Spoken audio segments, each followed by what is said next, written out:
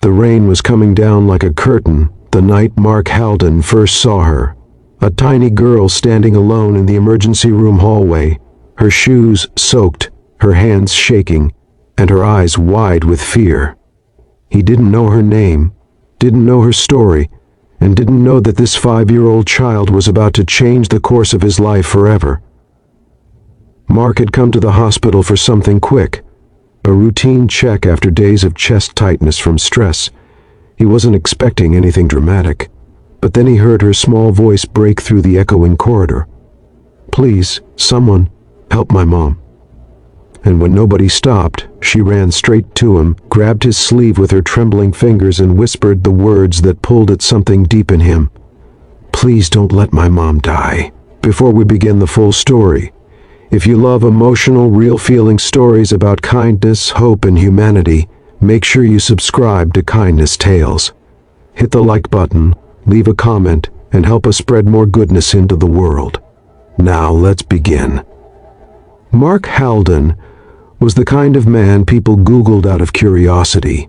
A millionaire CEO, a business legend, a man who built a tech empire from scratch. But behind the polished headlines and magazine covers, there was another truth, a truth only silence knew. Mark lived alone in a penthouse where the lights were always on, but the rooms were always empty. He had money, power, and success, but no family, no one waiting for him, and no one to call when nights felt too quiet. That night at the hospital, he had hoped to slip in and out unnoticed. He didn't want conversations, didn't want attention. He just wanted to breathe. But when that little girl grabbed him, panic shaking every word she spoke, his heart reacted before his mind could. She tugged at him again. "They won't let me back in the room. They said I'm too little. They took my mom inside and she stopped moving." Tears filled her big brown eyes, mixing with the raindrops on her cheeks. Mark knelt down to her level. "What's your name?" he asked softly. "Lily," she whispered. "My mom fainted at the bus stop. She works 2 jobs. She never gets sick. She promised she wouldn't leave me." Lily's voice cracked. "I don't want her to leave me." Mark's throat tightened. He didn't know this child. He didn't know her mother, and yet something inside him felt fiercely protective. "Come with me," he said gently. "We'll make sure she's okay." He took her hand, her tiny cold hand, and walked to the nurse's desk. A nurse tried to explain they couldn't let Lily in, that the mother was in critical condition, that they were doing everything they could. But the fear in Lily's eyes made Mark step forward, with a steadiness he didn't know he still had. "Is there a doctor available?" he asked, a calm authority rising in his tone. The nurse looked up. "Sir, we're doing our best." "I understand," Mark said. "But this little girl is terrified. She needs information, and she shouldn't have to stand here alone." His voice wasn't angry, just firm, compassionate.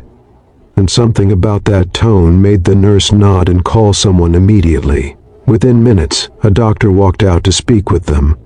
He explained that Lily's mother had collapsed from exhaustion, dangerously high stress, untreated anemia, and severe dehydration. She had pushed herself past her limit. They were stabilizing her, but the next hour was critical. Lily's little hand squeezed Mark's. "Please, don't let her die." Mark felt his chest twist. No child should have to beg a stranger for help like that. He spoke quietly to the doctor. "Can someone stay with her? A social worker? Anyone?" The doctor sighed. "We're short-staffed tonight." Mark looked down at Lily, her small chin trembling. Then he exhaled slowly. "I'll stay with her," he said, "as long as she needs." Lily leaned against him as if those words were the first safe place she'd found in a long time. They sat together in the waiting area, on 2 hard plastic chairs under buzzing fluorescent lights. Mark gave her his suit jacket, wrapping her in its warmth. She sat curled against him, eyes heavy with sleep but refusing to close. "Why were you outside in the rain?" he asked. "We walked," she said softly. "Mom had no car. The bus didn't come. She said she felt dizzy. She fell." and I screamed until someone called an ambulance. Mark's chest tightened again. This child, so small, so brave, had carried more fear in one night than anyone her age should. "Do you have any family nearby?" he asked. She shook her head. "Just Mom. It's always just us." The way she said it, so simple, so lonely, echoed something inside him. He had spent his life building walls around himself. This little girl had none. An hour passed. Then two. Mark stayed, refusing to leave even when his phone buzzed with messages from business partners and assistants demanding his attention. Nothing that night mattered more than the child leaning against him. At last, the doctor returned with a tired but genuine smile. "She made it. She's stable. She's asking for her daughter." Lily didn't wait. She shot up from the chair, dropping Mark's jacket behind her, and ran toward the room. Mark followed slowly, giving her space. Lily climbed onto the bed and wrapped her arms around her mother, who lay pale but awake. "I thought you were gone," Lily choked out. Her mother stroked her hair weakly. "I'm here, baby. I'm sorry. I'm so sorry." Mark stood quietly at the doorway. He didn't want to intrude, but something in the woman's eyes told him she recognized the jacket Lily had dropped. She looked at him with confusion and gratitude. "Were you the one who stayed with her?" she asked, her voice fragile. Mark nodded. "She was scared. I just kept her company." Tears filled the woman's eyes. "Thank you. I didn't want her to be alone." There was a long silence, gentle and soft. Then the woman whispered, "I'm Rachel." "I'm Mark," he said. "You're very kind," she whispered. Kind. He couldn't remember the last time anyone had used that word for him. A nurse entered, explaining that Rachel would need rest, nutrition, and time off work to recover, at least a week, maybe more. The problem was clear. Rachel couldn't afford to stop working.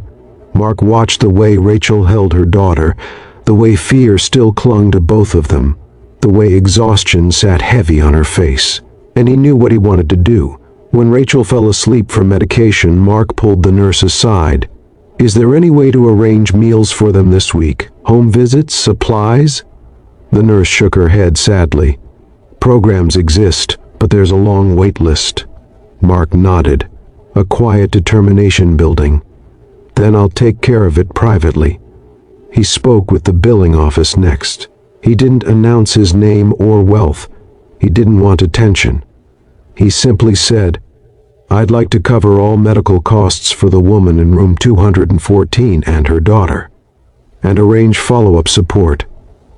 The staff looked stunned. "Sir, that's extremely generous." "It's not generosity," Mark said softly. "It's the right thing to do." Before leaving, he peeked back into the room. Lily was awake now, sitting beside her sleeping mother, holding her hand. When she saw him, she rushed over. "Are you leaving?" He knelt again. "Your mom will be okay, and they'll make sure you both have everything you need for the next few weeks." Lily threw her arms around his neck. "Thank you. Thank you for not leaving me alone." Her little hug hit deeper than anything had in years. As he walked out of the hospital into the cold night air, his chest felt different, lighter somehow. For the first time in a long while, he didn't feel like the lonely millionaire everyone imagined him to be. He felt connected, human, needed. The next morning, Mark returned, not for medical reasons, but with groceries, a rented car for their transportation, and a simple card that said, "You're not alone. Heal first. The rest can wait." Weeks passed. Mark visited. Often, not as a savior, not as a CEO, but as a friend. Rachel regained her strength. Lily began drawing pictures for him, colorful hearts with stick figures labeled "Me, Mommy, and Mr. Mark." One afternoon, Lily handed him a drawing that made him freeze. She had drawn 3 figures again, but this time, above Mark's head, she wrote one word: family. Mark felt something warm bloom in his heart, something he hadn't felt in years. "I don't have a family," he said quietly. Lily smiled in that simple, childlike way. "You have us now." And in that moment, Mark realized something profound. Kindness doesn't always show up in grand gestures. Sometimes it's a little hand grabbing your sleeve. Sometimes it's a child whispering for help. Sometimes it's letting yourself care enough to say yes. In a world that often feels rushed, divided, and heavy, kindness can still break through like sunlight after a storm. One man's simple choice to stop, to listen, and to help change not only the life of a frightened child and her exhausted mother, but also his own heart. Kindness heals in both directions. So let this story remind you, you never know who might need you today, and you never know how deeply one act of kindness might ripple. Be the reason someone feels seen. Be the reason someone feels safe. Be the reason someone believes in goodness again. Thank you for watching, and remember, kindness is the one gift that always finds its way back.